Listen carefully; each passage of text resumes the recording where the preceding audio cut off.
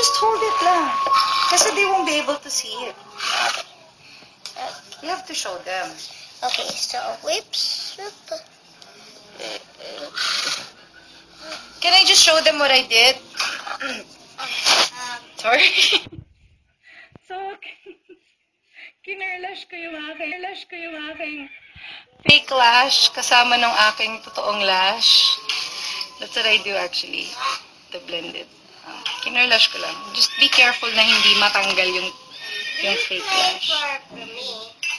What? You annoying thing. I'm actually finished, so that's my makeup tutorial for today. With my smoky, light smoky eye makeup. Sana may natutunan kayo. And I'm gonna turn you over to Boo Boo Bear. Go!